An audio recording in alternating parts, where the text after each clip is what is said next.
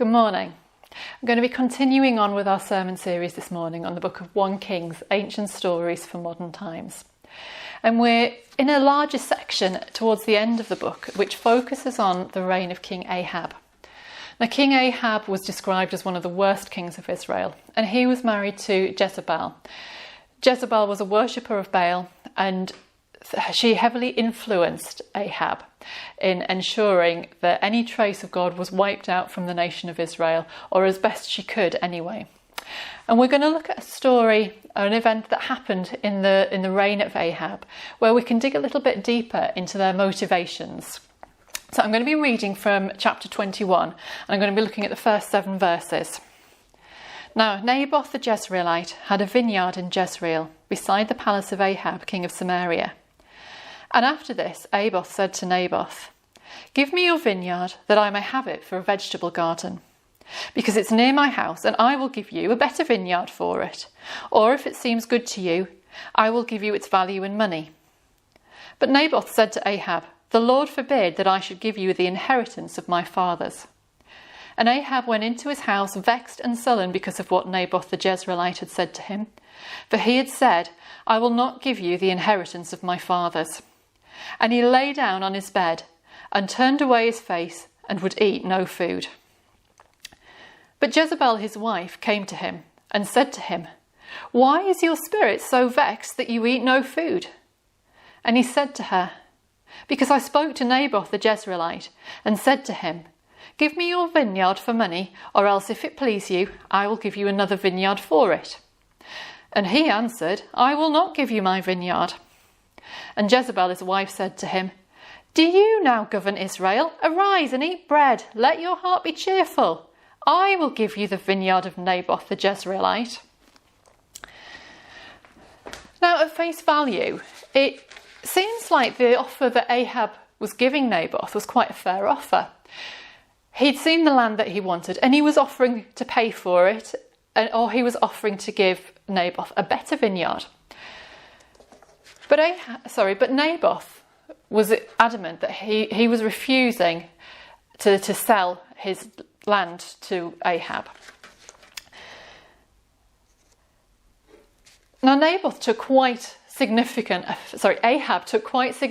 offence at this. And I want to dig a little bit deeper into what the offence was.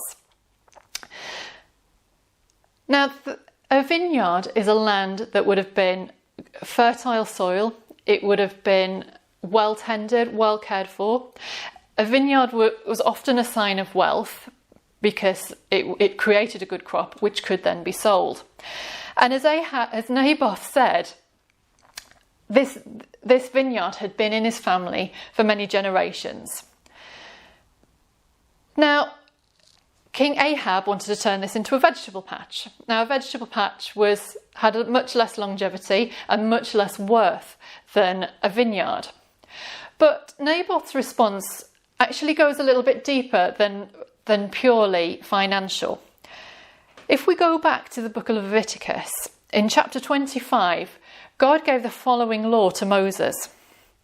"The land shall not be sold in perpetuity, for the land is mine." In other words, the land cannot be permanently sold. Land was significant of God's provision for the people of Israel. When they entered the promised land, the land was allocated to the different tribes, and then within that to the different families.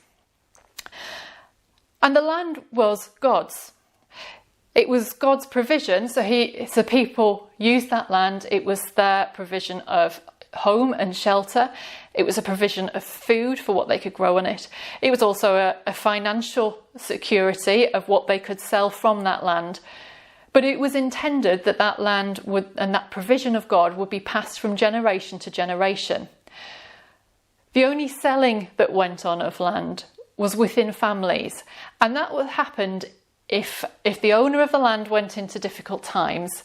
A member of the family, who was known as the kinsman redeemer, would be able to come along, purchase that land, allowing the owner of the land to recover their finances, and the aim was that they would then pay them back the money that they'd bought the land for. if it hadn't been paid back within 7 years, the land automatically passed back to the original owner. So the only buying and selling that went on was for the purposes of security. So Naboth's response harked back to this law that God had placed in the land. It harked back to how God wanted the land to be treated. So what Naboth was essentially saying to Ahab is, this land belongs to God. Israel belongs to God. God is sovereign. Ahab was a king, but he was a king under God's authority. But as we've heard in many of the stories of Ahab's life, Ahab was not a king who was in submission to God. Ahab wanted himself on the throne, not to be under God's authority. And when we see the following interaction with Jezebel, that is also where she is coming from. Jezebel does not want God to be on the throne in Israel. She wants Ahab, and through Ahab, she wants to heavily influence the nation to, as we've already said, to worship Baal. So when Ahab relays this story to Jezebel, her response is, "Do you not govern Israel? Are you not king? Shouldn't everyone be listening to you?" And then as it happens, she takes matters into her own hands. She says, "I will get you the vineyard of Naboth." And she does. She heads off. She writes letters in Ahab's name. She uses his royal seal for authority. And she creates this feast where many come and where Naboth is wrongly and publicly accused of cursing God and the king. And the result of that is he is stoned to death. Ahab and Jezebel have a strong desire for their own significance. They want to be the ones in control. To them, significance translates as power. It translates as people obeying. It translates to having control over the nation and being able to dictate to all those below them. And it also causes them to draw people away from God. Now, significance is a desire that is actually there deep down in all of us. We want to know that our lives count for something. We want to know that we make a difference and that we matter. And there's two ways that we can find this significance. We can do as Ahab and Jezebel did, and we can seek to build that for ourselves. We can seek to build it in many ways. For Ahab, it was being the king, it was having power. For us, it might be through our work, it might be through providing for our family, it might be through seeing our children achieve well, it might be through our own achievements, it might be through our ministry, it might be through helping people and being needed by them. But in all of those things, that equates to building our significance for ourselves, it equates to achieving it. And as Ahab and Jezebel were acutely aware, for our significance to be fulfilled in that way requires other people to cooperate. Other people need to have the right opinion of us. They need to see us in the right way. If we fail, that's not going to happen. And when we try to build our significance for ourselves, we can fall into a lot of insecurity. We can easily be threatened by the success of others. We can take offence when people see things differently to us. We can read into things that other people are saying that they're not really saying. Because our significance is then built on shaky ground. It's built on what we can achieve. But there's another way that we can seek significance. And actually, it's not about seeking significance. It's about understanding significance. God has already placed significance upon us. Significance is not something that we earn, it's something that we are. God created us for significance from the beginning of time. In creation, God looked at man and said, "I want man to display my image. I want man to look like me, to act like me. I want man to know me intimately.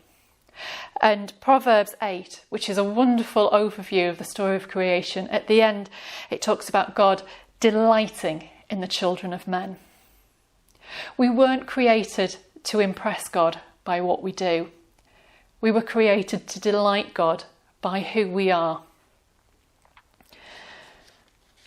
And our significance caused God to pursue us. We pulled away from God through sin in our lives.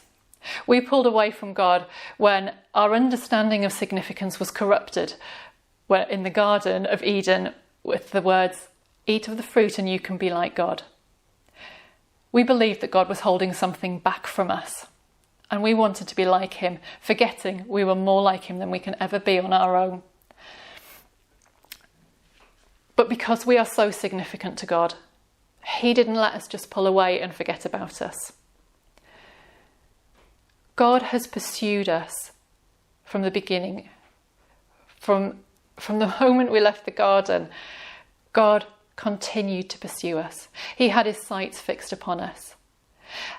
And he came and he longed to dwell among us. And so, as we heard a few weeks back, Solomon built the temple and the glory of God filled the temple. God's delight at finding a place on earth that he can come and fill and be among his people. But that was a small number of people in a small time, in one time. God wanted more than that. And so he then came as a man and dwelt among us. He walked and talked with us. He longed to be with us. But that wasn't enough.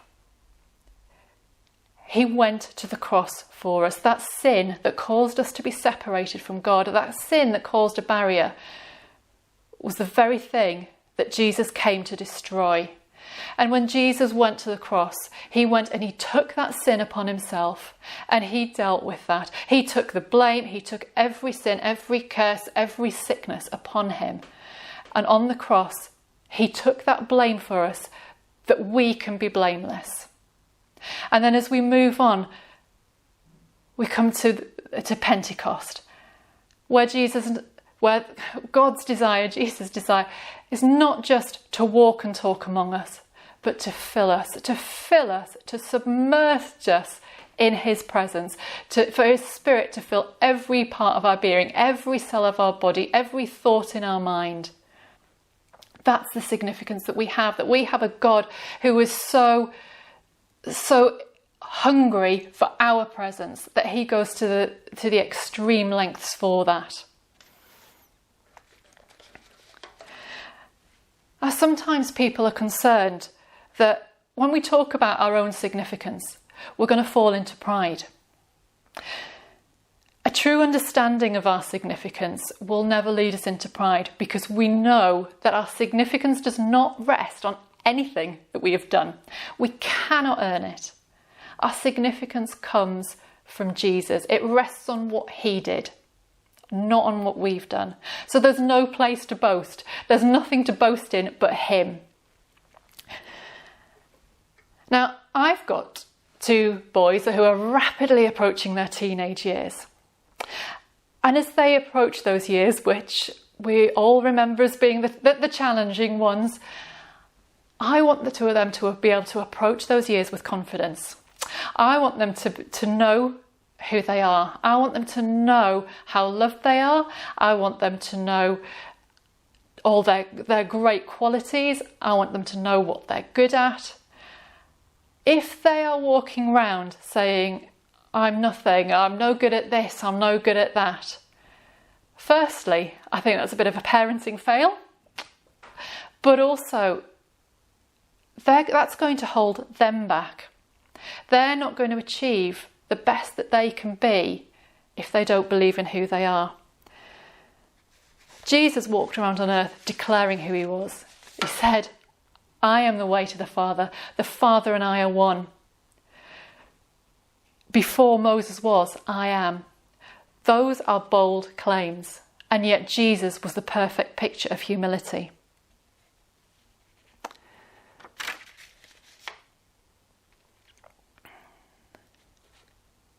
So yes, we do want to guard our hearts from pride.